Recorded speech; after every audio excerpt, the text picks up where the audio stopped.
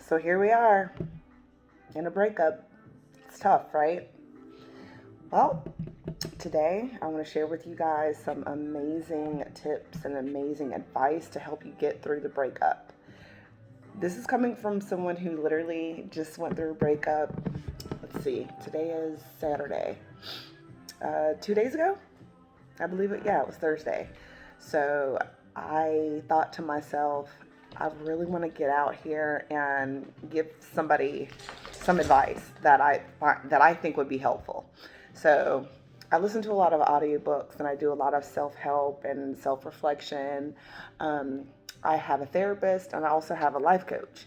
So, with both of those women in my life, I'm really finding I'm getting to know myself in a really, really cool way, and in a way that I never thought that I could. And I'm very much falling in love with myself. Never ever thought that I would be here or feel this way about myself. So for me, I honestly felt like I have to express this. I have to get it out and I have to um, help other people see that, there is a bright side to life and, we don't have to feel away. We control that. It's all the choice of how we decide to feel. So I have about 16 points that I want to touch. The first thing that I want to touch on is that, some people say when they're in a relationship that they found their better half. When you really think about what that's saying, it's to say that you were not whole when you met the person. So you really want to think about that. If when you met somebody, both of you guys didn't feel whole, and then to say that now that you're together, you are whole, that's a problem within itself. And what do I mean by that? Um, I'm learning that if I come into a relationship feeling fulfilled and whole, and I'm already in love with myself, and I already feel happy and just great and excited about life, when I'm dating someone, I would like for them to be an added bonus to how I already feel about myself. I'm not looking for them to give me happiness or to give me something that I don't already possess in myself. Naturally, another person is not yourself, so they are going to bring something to you that you don't already have.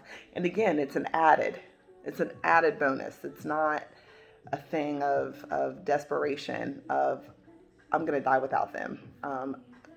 Feeling like you just have to have them. So that's the first thing that I want to say about two halves. So in a relationship, to wrap that up, in a relationship, it should be two wholes coming together as one and just creating another one, but also remaining um, themselves. You have to still be yourself outside of the relationship. So that's number one. Number two, you have to remember all the things that you did before you got into the relationship.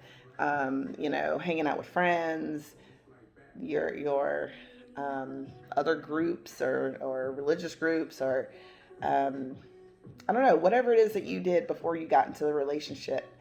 You want to get back to doing those things again. And for me, I find that it helps you to kind of rekindle that relationship that you have with yourself. Number three actually just ties right into what number two was, getting to know yourself. It's like reintroducing yourself to you all over again. I know for me in my past relationships, I had gotten so caught up in the relationship. My dog is hilarious. Papito, really? I had gotten so caught up in, us and just there was no me without us. Oh, what a dangerous place to be. I was in that place for many years in my 20s and up even into my 30s. So yeah, get to know yourself. Number four,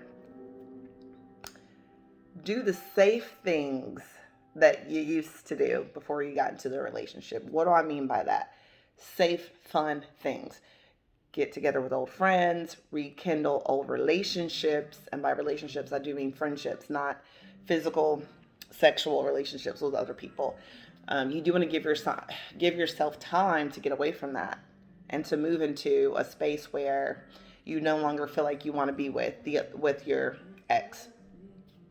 Number 5, you want to release that relationship with love. You want to release the person with love as well. You don't want to release them with anger, hate, regret, any of those things, because that doesn't do anything but hurt you.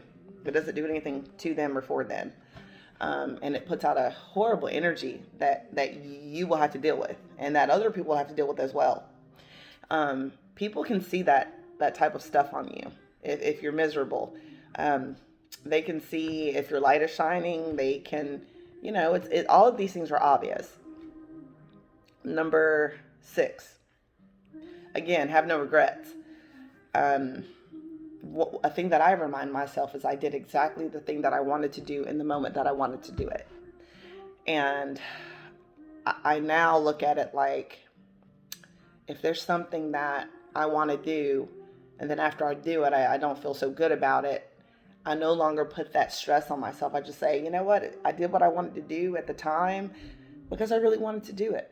And that's okay. Number 7. Actually, let me go back to number 6, because I want to touch on something that's really, really important. The regret thing. In my past relationships, I gave so much because I wanted, my intention was that if I give to them, they're going to give me their all. If I'm giving them everything, they're obligated to give it back to me. That's not true. It's not real life. And it's a horrible, manipulative way to live your life. The right way, in my opinion, and all of these things are my opinion, and all of these, everything that I'm saying is just going off of my life and what I've experienced. So again, in this past relationship that I just got out of, I did a lot of really sweet things for my ex. And I told myself, if you're going to do these things, do them because you want to do it. Do it because you're being sweet, because that's really who you are. But don't do it with the intention of, what can I get from him? Don't do it because I want this to really make him fall in love with me, because I want to get married, and all of those things. So I started doing things, and we had broken up once before, and I felt really good about myself because I did not allow myself to get mad about the things that I had done for him.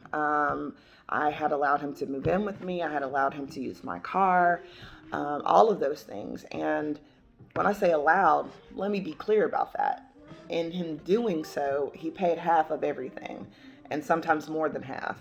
So I was able to, because of the relationship, I was able to put back thousands of dollars every month into my savings. I had never had a savings in all of my adult life.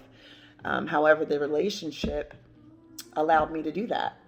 And when he and I first met, I was making half of his salary. He was making close to 6 figures.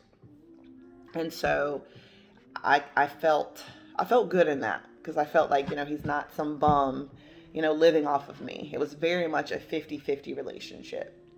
So I felt good in that. So back to the regrets. Remember that when you're getting into a relationship with somebody, you want to make sure that all the things that you're asking,